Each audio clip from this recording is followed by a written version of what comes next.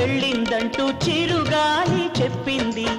నిజమే, ఇంకా గాలుల్లో చెలి పరిమళముంది. ఇందాక చూశానంటూ సిరిమల్లె చెప్పింది.